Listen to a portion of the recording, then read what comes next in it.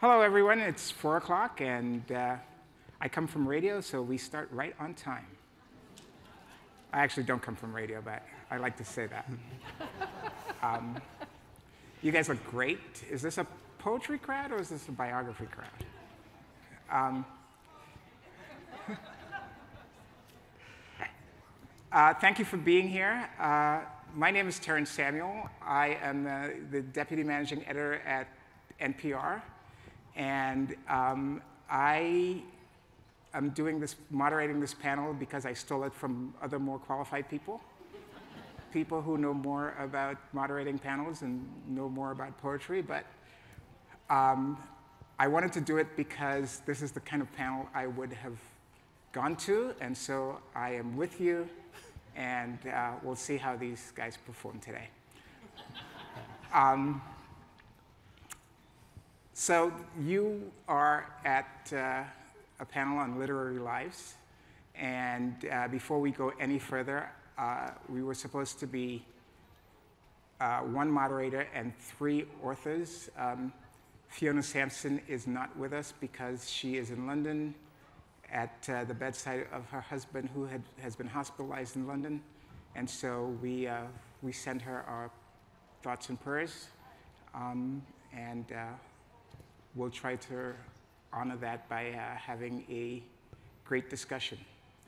I promise you that this is going to be fantastic, because how could it not be? Let me do some quick introductions. On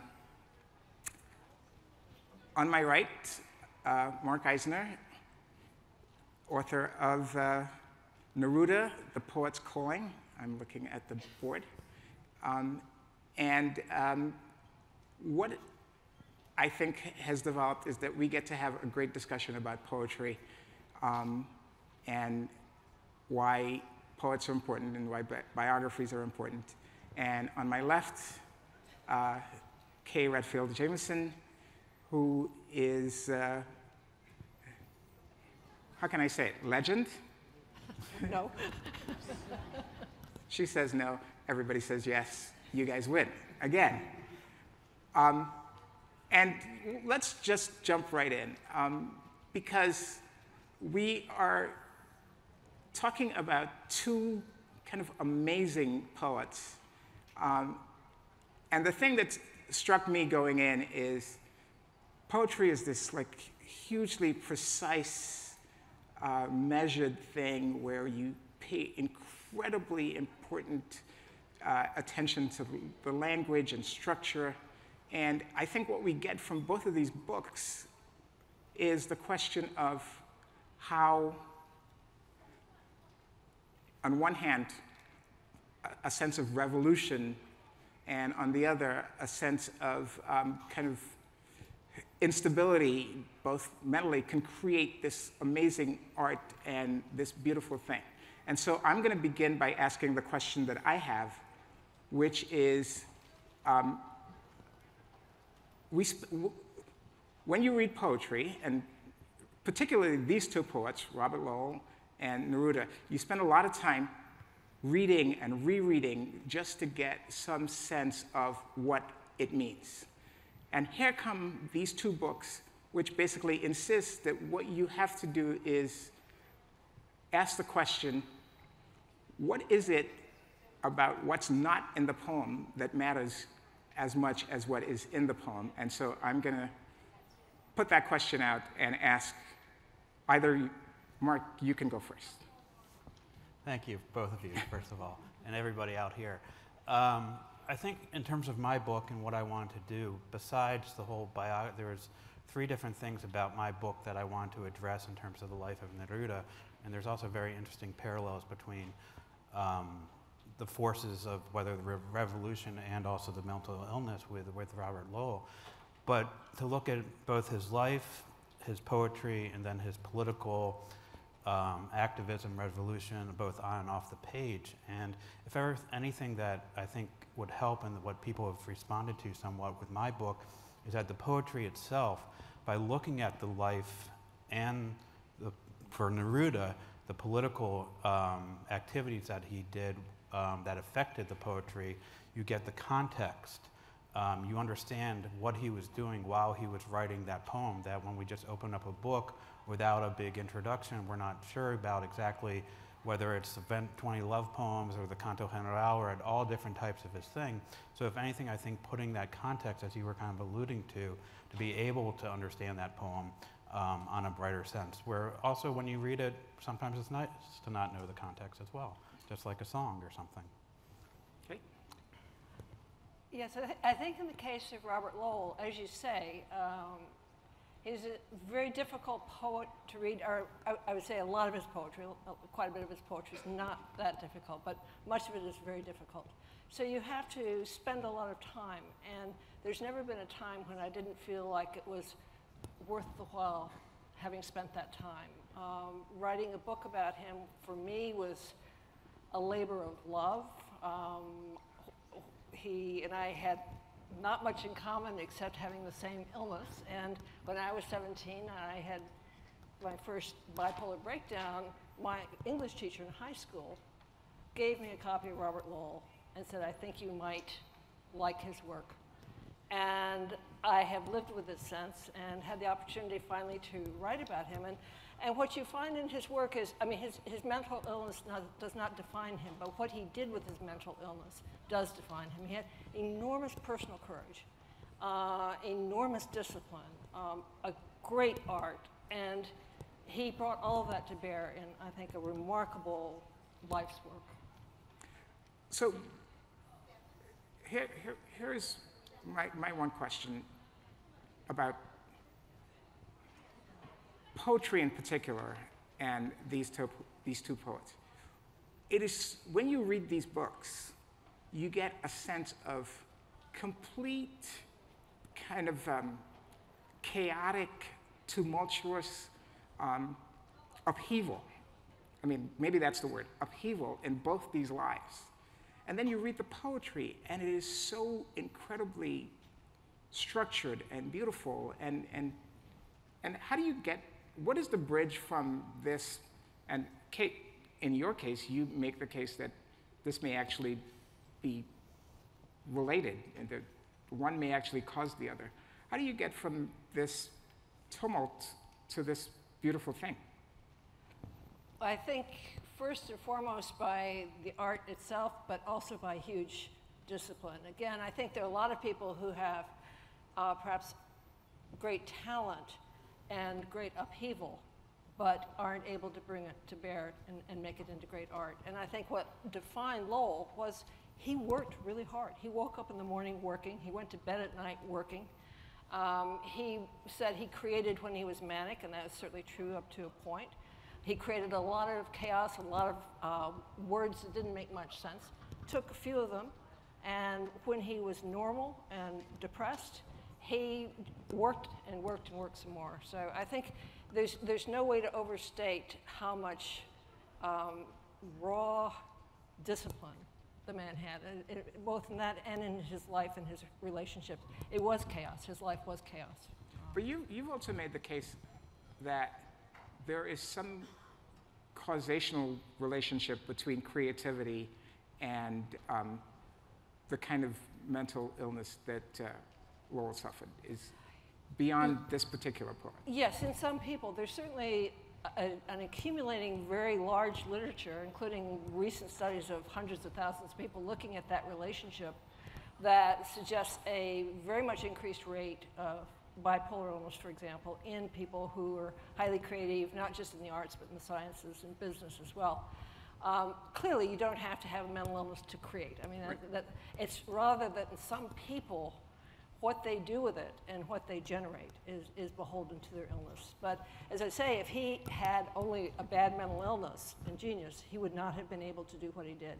It was the work and concern and love of art. I mean, he loved his art. He loved poetry. Mark, in the case of Neruda, you have a slightly different kind of dynamic where here you have a revolutionary poet. I mean, Lowell was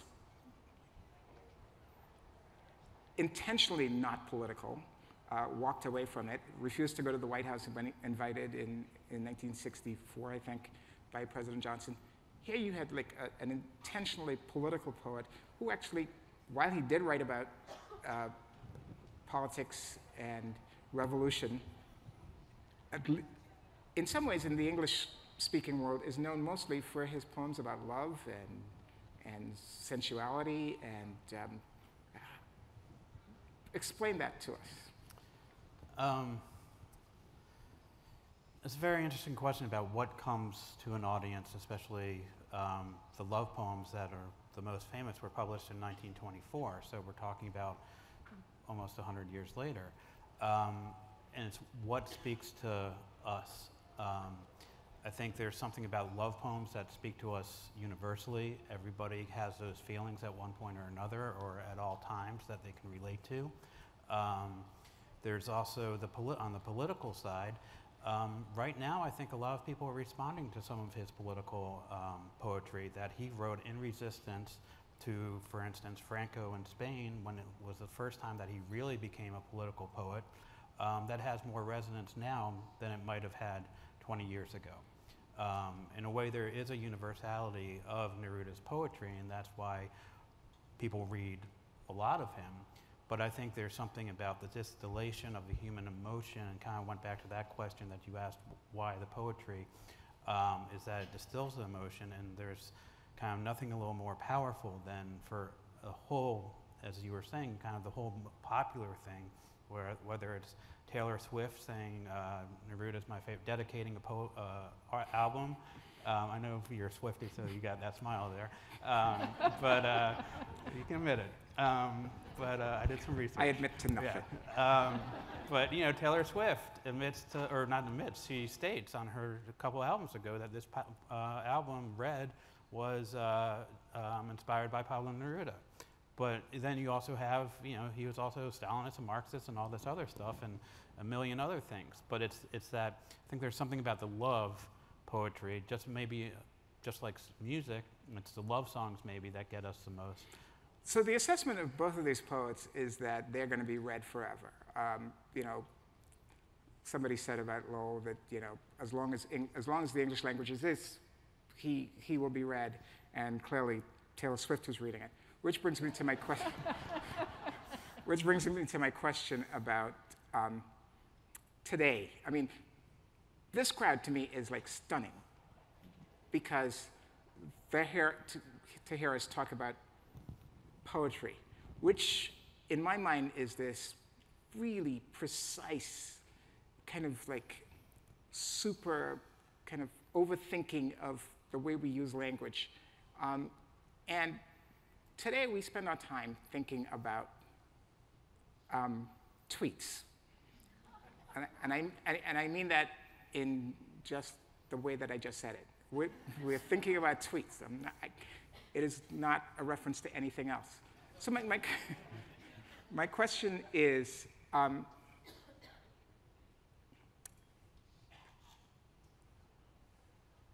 if you transported these two poets to the modern, how would they kind of function in this current time? Because I think in terms of ideas and expression, clearly they're timeless, but in terms of how we use language and how we relate to language and what we kind of like yearn for, do you have any sense of how these two guys would function? And after this, we can talk a little bit about reading. You can go first. Well, I think Neruda, in terms of our current political climate right now,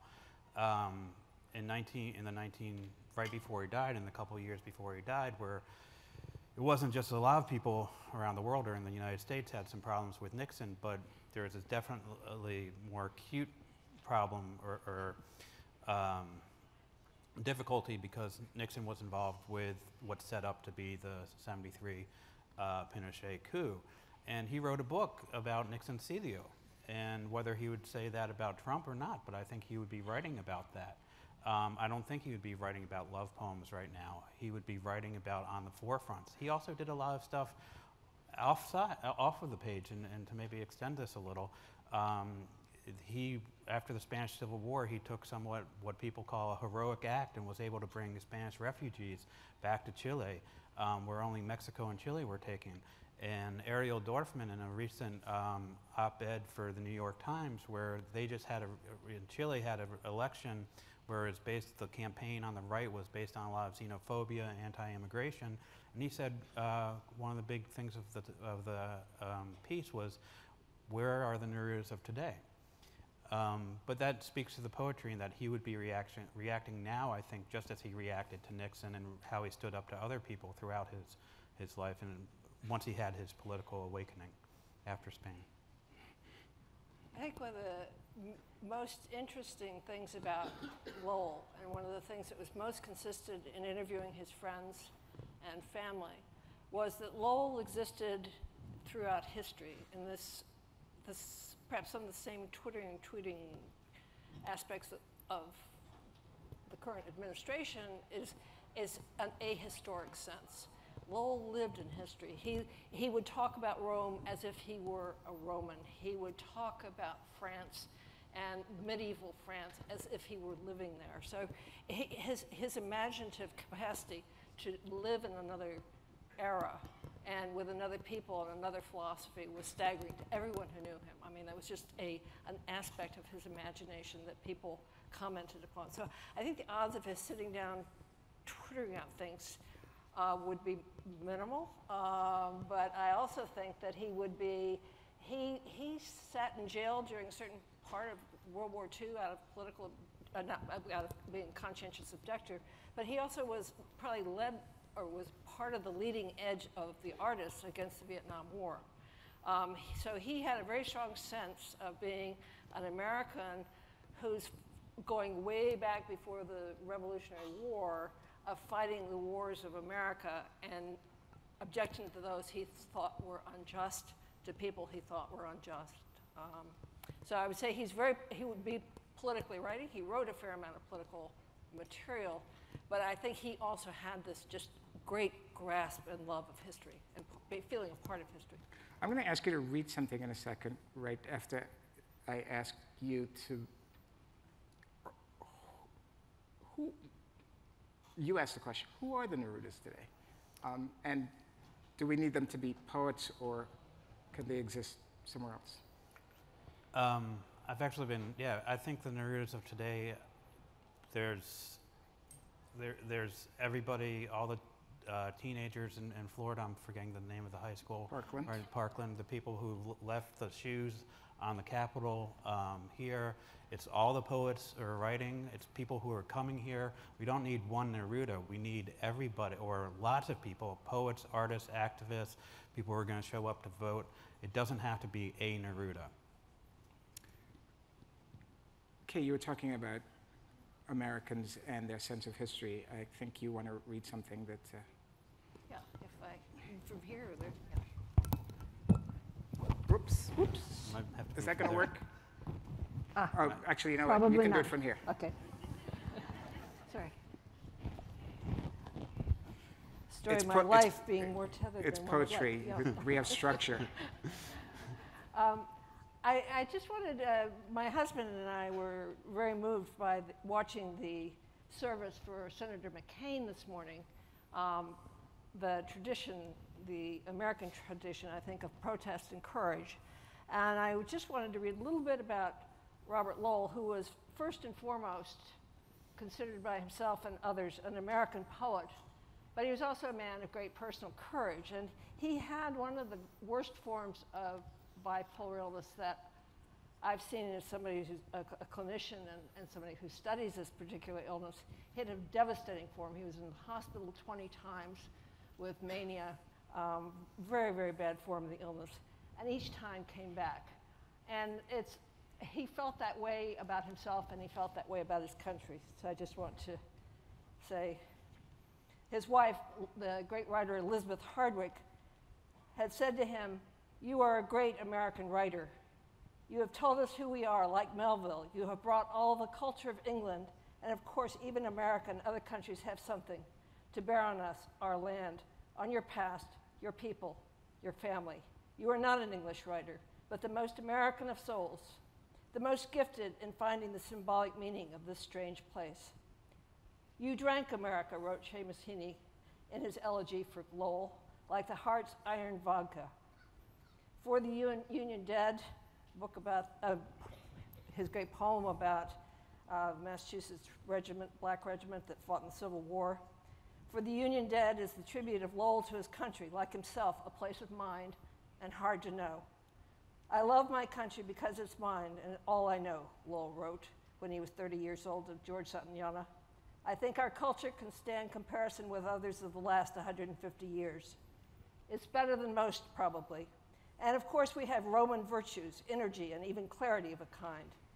But there are times, oh yes, there are times when one trembles and wonders if a people have ever been so dehumanized. America could be a violent, godless place, but it was wild and beautiful and new rebellion. It was a country that believed in something better. It was ambitious, vast, restless, and it was his. Where is America, he asked. I've had it about me for 50 remembered years. It streams through my eyes. The color of his blood was American, he said. Thank you.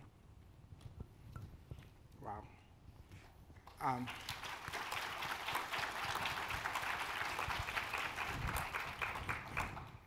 And that's just about the poet. Mark, before you read, Lowell was very American, very personal, in some ways not just American, but very New England. He was a regional poet who kind of blossomed into this amazing thing. And Neruda was different and the same in that, we don't know about southern Chile in the same way, but, he kind of looked at the way that Lowell was kind of internal and inward-looking in some ways. Neruda was constantly kind of looking at the world and the physical world in a very sensuous way. And it's interesting to me that that, in almost the same way, kind of blossomed into this kind of global reputation. Yeah, I mean, definitely, it just almost in somewhat of a reverse but very similar way of Lowell in New England and America. Neruda was so identified, but was also so much, Chile was so much a part of him, but at the same time, Latin America, kind of the greater exterior region of his country, and at times very anti-American. Yeah. In Latin America, he wrote a book that basically laid out, I was talking last night to a Chilean friend, or two Chilean friends, and they're basically like, we see America still through this book, Canto General, which he wrote in 1950, where he laid out it's kind of his own interpretation of the history of the Americas, but there's still this identity through his poetry. At least these are somewhat, intellectual, if you want to use that word, type people, but that there's this identity that he created through his words that people reflected, and that even in interviewing people in Chile and other places, that they say they connected, for instance, through Canto General, basically a construction worker said, this is how I was able to see, this is a history not told by the conquistadors, but by the people that were conquisted. Sorry, the Spanish and a little dyslexia, but you guys got that, hopefully. But Conquered. Thank you. But yeah, and then his global vision actually started when he went to Spain and had the Spanish Civil War, and that opened up the whole global anti-fascism things. And then there was him with Latin America, but also, like he said, there was the United States of America, and his working against the policies that so affected Latin America and Chile, especially in the end. Is there something you'd like to read? I think with that, on that theme, that okay. we should keep with that, but yeah. We'll keep it moving.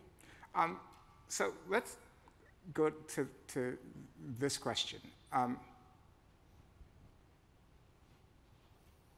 Why, at this point, is poetry important?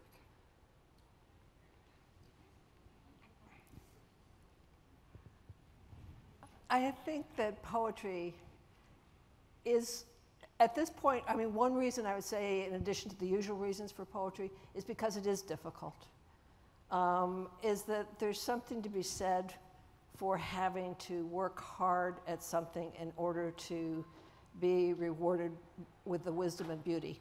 And just the act of having to struggle to understand lines or rhythms or a particular pattern is not such a bad sort of thing. In this day and age, or probably any day and age, but particularly in this day and age, I spent a lot of time on college campuses, and a lot of material is a little pre-digested in a way, and I think it's good to really be able to get in and understand it.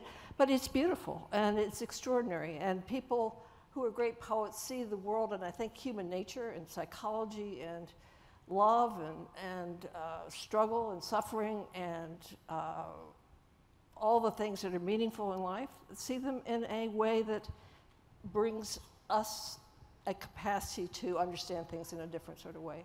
I think it's a great blessing. I think it can be hard. I mean, obviously, when I said I was going to do a book on Robert Lowell, there was this kind of look like, what on earth, you know? but you know, and then it was completely ungluing to me. My husband's a cardiologist at Johns Hopkins, and he would read something and understand it in about half the time than I did. And I thought, what am I doing this? But you know, it was a wonderful thing to have to struggle, even with poems that I thought I knew pretty well. It was so worth it. I think that all forms of art and creative expression are always needed and will always be needed. I think maybe right now, in terms of if we're looking at, in terms of the question, why right now, I think in these turbulent times, not just politically, not just here and what's happening in this city or elsewhere, but all over the world, and just with also Twitter and everything else, there's something about the power of poetry and the distillation, how it's able to distill emotions and thought in a way and convey it to the reader in a way that's got this ability to kind of shoot this potent arrow of emotion or thought in a way that a Twitter can't, other forms of art might not, an article might not. And that's why I think even just reading the poetry just as much as reading or experiencing other art forms in ways and creative outputs. But there's something I think about that distillation of the emotion or the political of message, which are one and the same, is so important, and that poetry is a way that can be transferred to the reader in a very impactful way. Okay, you have written about, in this book in particular, about kind of the relationship between illness and creativity.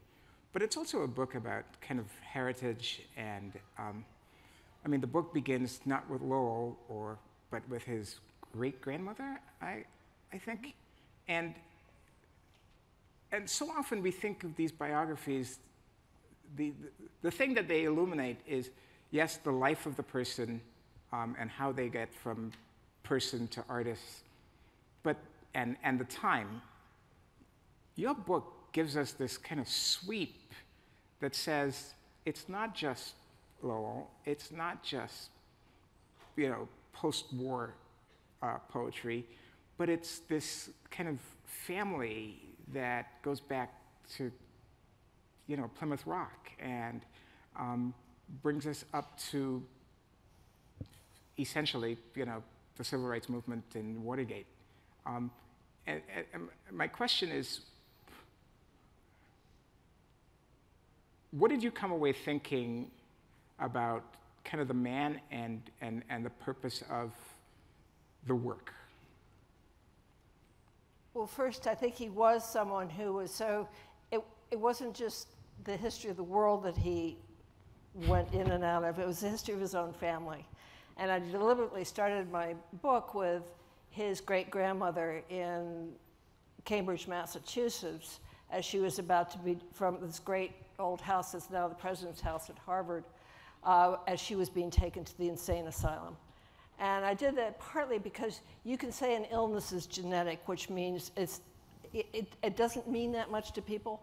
But if you see how this illness relentlessly goes on in this pedigree, this family just generation after generation after generation, and that this woman who was living this wonderful life and seemingly so abject misery, that this kind of psychosis and mental illness respects no social class, no anything. And Lowell was fascinated by that and drawn to it, of how did people survive suffering?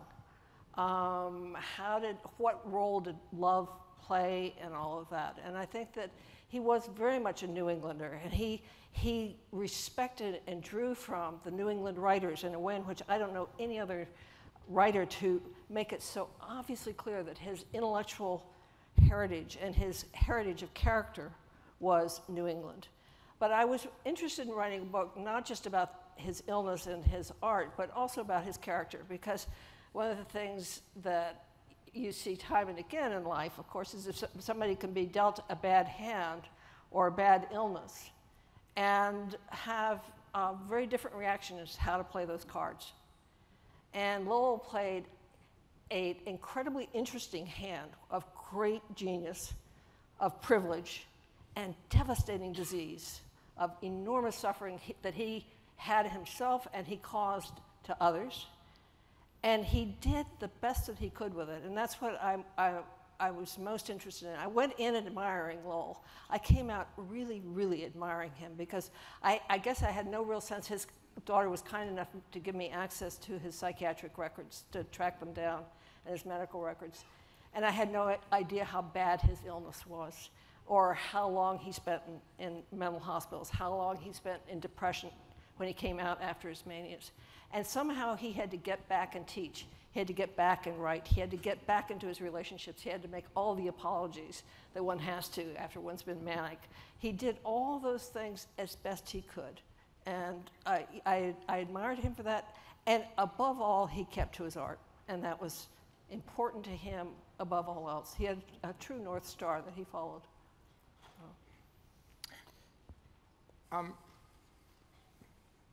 Neruda was kind of driven in a different way. He was political and revolutionary, and kind of created a language for people to talk about revolution in Latin America in some ways. At the same time, he went back and forth about whether he was right about what he believed. And kind of question that while constantly kind of doing the work. Yeah, if I could just go back a little bit to add, follow on to that, and then maybe go to that. Absolutely. Onto your question. It struck me what a lot of people don't know about Neruda is that as a child, all the way until he got to Spain and the Spanish Civil War and got into that world where he really became alive for the first time when he was about 26 or 30, he was at times very depressed, almost manic. Some of the letters that Lowell wrote to Pound, it was like Neruda writing to this one, I mean, it was almost like, when he was like 12 years or 16 years old, these outrageous, almost manic letters, and there were so many similarities for that thing. And then at age 30, I even tried to ask psychiatrists, how could he just, because he wasn't it didn't seem like he was bipolar, but all of a sudden he switched and was, had just bad moods like we always have. There was a sense that books saved him. That book saved him, that world saved him, that experience saved him, how the chemical stuff changed in his mind, but something did. But going back to the writing, he always kept, it was the writing, the language, even before the political language, but this hermeticism that now, like Residence on Earth, which is considered one of the greatest books of Spanish or any poetry of the early past century, it was through him trying to express a lot of what was going on in his mind when he was, that was written when he was in the Far East mainly and just totally submerged in this deep depression and also using some opium and other things that he was trying to escape. But he kept going because of the art, because he needed to publish this book, partly out of the ego and partly out of his drive, and partly one of the reasons I call my book The Poet's Calling. It's just like that was his North Star. I've got to write for myself, but also because this is what I do. So in the political, yeah, I think we all question our politics and whether we're right or wrong, and he also assumed a role almost as a spokesman. He even in Heights of Machu Picchu talks about, assumes himself, says, speak through my voice, speak your blood through my voice, as if he's a spokesman for these enslaved. So he has this role, and that's even where the Stalinism comes in. So to question that is kind of questioning everything he believes in. He can't do it privately, kind of in his head, because then he's throwing everything out and all his comrades out with him by questioning that publicly. We are 50 minutes away from the end, and so we're going to take some questions shortly, but let me ask one more, and it is a Neruda question. Is there any way we have a Pablo Neruda without kind of the Spanish Civil War and the Chilean coups and the revolution? Is he a poet without the revolution? Back to one of your first questions, it was the 20 Poems of Love, which he wrote when he was, or published when he was 19 in 1924. And that's, 20 years, 30 years, 40 years before all of that. Pablo Neruda, as we know it, obviously that half of it, the political part, would not be part of that, but there's still so much more to him, and that, as we were talking before, that's what's almost resonating more. Pablo Neruda the figure, Pablo Neruda the icon, no, but would his poetry, which has become one of the best-selling books of poetry of the past century, 20 love poems, would that live on without everything else he did? I can't say, but it's the thing that's living on the most, going back to the original question. So, and here's my Lowell political question. He is very personal, speaks in a way, I mean, he'd be great on Twitter now, quite frankly. That's a wonderful idea. And he chafes against all of this kind of tradition that this family that he grew up in, and he's rebelling, and he becomes Catholic, and he goes back, and but he never actually engages, from what I can tell, in kind of like the politics of the day. I mean. Well, the Vietnam War, very much so. Yeah. Right, yeah. Vietnam. But how did he manage to like escape kind of like the bigger political questions? I'm not sure he did. I think that he would say that there was a part of his writing that was always very political, so that he was very caught up in the civil rights movement as well as in the anti-Vietnam movement. And he would say his best poem was actually a poem that was from his abolitionist. He had a long line of abolitionist relations, and that was a poem that was deeply rooted in the views toward the civil rights movement of the 60s as well as the Civil War of the United States. So that I would think he was not perhaps as overtly political, but he was pretty political in a lot of his views. He was personal. He's remarkably not as personal as you might think. I mean, from my point of view, if you read him to read him about his illness, he certainly writes about his illness, and he writes beautifully about love. He writes a lot of things very, very personally, but he writes quite impersonally at times as well, quite dissectively about society. Questions? There are mics.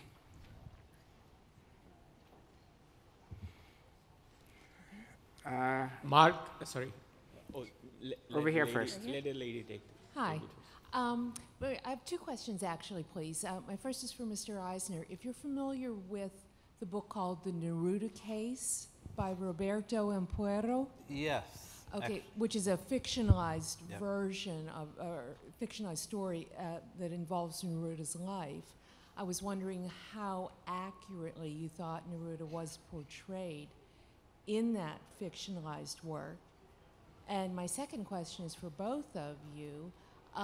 When we have fictionalized versions of well-known writers, do you think that that's a good thing to help just get their stories out, or do you think there are inherent dangers in doing that? In terms of the Neruda case, I'll have to confess it's been so long since I've read it. Okay. Actually, I kind of almost reread, a friend of mine translated it, Carolina de Robertis, who's a great writer if any of you are looking for a book. So I can't really speak to the accuracy of that or how it ties in. His case with Cuba was very complicated, and so some of those complexities do come up. But it was such an extremely fascinating because of the whole, communist Cuba and him throwing, and the way he voted Neruda fought for revolution through democracy, which is what happened with Allende, where Cuba obviously was a different situation.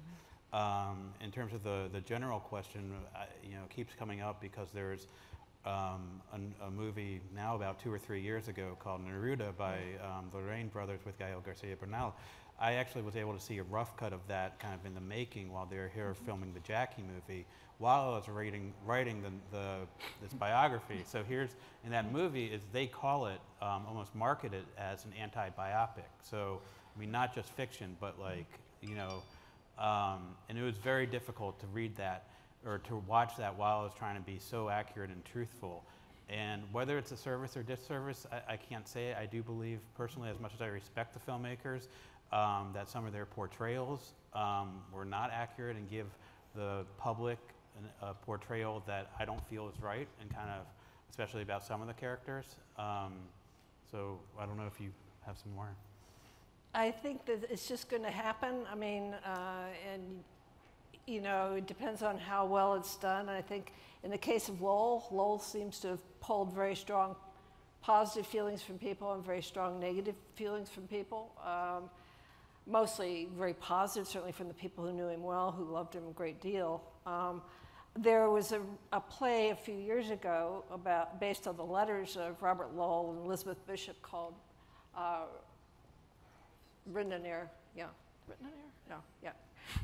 Anyway, that was quite good. I mean, but even there you can say, okay, well, maybe one wouldn't emphasize this or that. But to me, it was just wonderful that Sarah Ruhl took two great writers and brought them to life. You don't have to agree with the portrayals. I mean, I think, like you, I think it's painful if you've spent a lot of time with somebody in libraries and talking to people who knew the person and so forth. It's a little difficult to see them yanked through the fictional mode, but that's, I think, it's a different way of writing and understanding.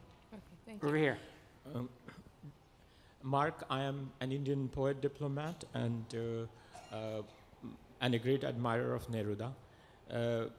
I want to mention this passage from his autobiography, which I'm sure as a writer of a book on Neruda, you would have paid attention to. It's a very small passage. One morning, I decided to go for all and grabbed her by the wrist and looked her in the face. There was no language I could speak to her. She allowed herself to be led by me smilelessly, and soon was naked upon my bed. Her extremely slender waist, full hips, the overflowing cups of her breasts made her exactly like the thousands-year-old sculptures in the south of India. The encounter was like that of a man and a statue. She kept her eyes open throughout, unmoved. She was right to regard me with contempt. The experience was not repeated. Was Neruda a rapist? in that situation, in my book, I call it a rape. There was just a paper that came out. I'm not trying to whatever bit, but it said that I was the first one in all the biographies to call it for what it was, which was a rape or a violation, however you want to define it. It's a little tricky. I'm not going to, but well, I was just about to say I'm not going to be the one who's just going to define what a rape is and what it isn't, but I call it a rape. Exactly, I did. So it's actually gotten, in terms of the review and kind of the discourse and narration of what's come out of this book, or after the publication, a lot of people say, I can't read Neruda because he's a rapist anymore, or I can't read him anymore because he's a rapist. And I think if you see, I was actually just trying in that time to find the passage where I talk about after the rape and how he sees her as stone, as he talked about as a statue. And that was this difficult time when he was in the Far East and depressed, and he took that attitude. But it's also very complex in terms of why we write in the poetry. Is there is a lot of context, not to invalidate how bad that was and how awful an experience and how shameful, and that's why I wrote about it. I could have skipped that. That passage was from his memoirs, which came out in 1972, and now they're saying I'm the first person to actually call it what it is a rape. But there is a lot that goes on to it. Why he wrote it. He was the only one who wrote about it. There was no witnesses. He didn't have to write about it. His wife kept it in there. So it's very complex. But yes, he raped that woman. He describes that he wrote it, whether or not that was even true. He wrote it, you wrote it, so I guess the answer to the question answered. Over here. Over here? I think we're going back. Somebody, go ahead. Yeah. Let me ask about a different aspect of Neruda.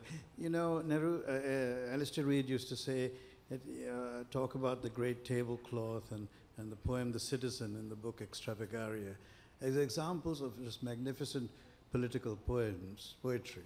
And the reason I mention that is because of the language of those poems and the sort of prejudices one has in one's mind when one hears the term political poetry. And one thinks of jargon and so on. So I'm wondering if you could reflect on the contribution of Neruda, the language in which he writes his political poems. Now I agree, of course, he wrote a lot and there are weaker poems, stronger poems, but could you talk about how, if you could make the argument that Neruda very proudly makes political language in poetry sing and move and stir people to action. Yeah, no, I think exactly. I mean, that's one of the great things about Neruda and his political poetry was how he was able to express almost in this very simple way, like the poem The Great Tablecloth, which is basically let us spread this tablecloth so everybody can eat. It's almost like a slogan, but it becomes poetry. And nobody should be, nobody should eat alone, nobody should be hungry, that they all come to this tablecloth. Or even his odes, which followed that, which are the odes to the onion, the odes to the artichoke, but they all have these political messages, but are so simple. And even one of his first poems from Spain, I Explain Some Things, he's just explaining things, but he does this in he adds the poetry that gets to you. And in the short time we have right now, that's basically, I could talk for a lot more about that, but it's simple, but with that little twist of poetry that really gets you. That's the power. We'll take one more. In relation to the topic of mental illness and the connection between it and creativity, and with Lowell specifically, you mentioned how he had to work so hard to overcome his hospitalizations and his episodes of mania and everything. So I was wondering if you believed that that hard work and effort that he had to take to overcompensate for the disabilities that his illness caused him was what really enabled his creative genius and his success, or is it something about the mental illness itself that was able to steer him that way? Again, it's really complicated. I think that one of the things that's been really extensively studied is the relationship of mania to changes in the way people respond and use words, and the rapidity and the originality of the words that they use. So that if I give you the word onion and ask you to come up with as many associations to that word onion in a period of a minute, there are national norms that could say, okay, how many did you come up with and how original were your responses? And Mania people, when they're, sorry, I have just this blinding light here. In Mania, people Don't look over there. tend to come up with many more responses and many more original responses. Now, in the case of Lowell, that kind of boldness, originality, speed of thinking, eruptive temperament, boldness, and real recklessness, along with this incredible genius to begin with, and along with this incredible intellectual history and learning and literature and history and biography and all the things that he loved and studied so well, that when those combined, they made a uniquely original mind and poet. So what Lowell described and what his doctors in the hospital described and what his colleagues described is this pattern of coming up with, generating all sorts of thoughts and ideas and images when he was manic in the hospital. And then when he got well, as he got well, putting them together, getting rid of the ones that were useless and just gibberish, and cultivating and developing the ones that were helpful to him. And of course, he wrote a lot when he was well. I mean, it wasn't just that he was creating things when he was manic. But he felt very strongly that the mania was generative in the way he wrote and the way he thought. And the people who knew him best felt that way. And his doctors actually wrote quite a bit about it and tracked down his history and his history of writing and so forth. And you can certainly see it in his writing pattern. We're going to take one because we have 1 minute left. Okay, thank you, Dr. Jamison. This is a question out of my ignorance on art and creativity.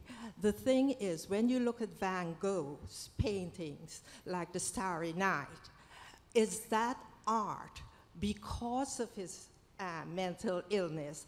And what does it say about me if I see the same thing he sees and likes that painting more than the others? Right, right. I think it's very hard to make a direct correlation one-to-one between, I mean, for example, the case of a Lowell poem, it was almost, if you took the drafts of his poems, the original ones, and then you saw the published poem, sometimes there'd just be one line that would be shared in common. So in poetry, Lowell was a famous reviser. He revised and he revised and he revised more than almost anybody. In the case of Van Gogh, it's probably more direct and more immediate. And I think people do respond to something that fundamentally, again, bold, original, powerful, straight from the heart, but also a great genius and somebody who just pursued his art absolutely single-mindedly. Thank you. Thank you. Thank you.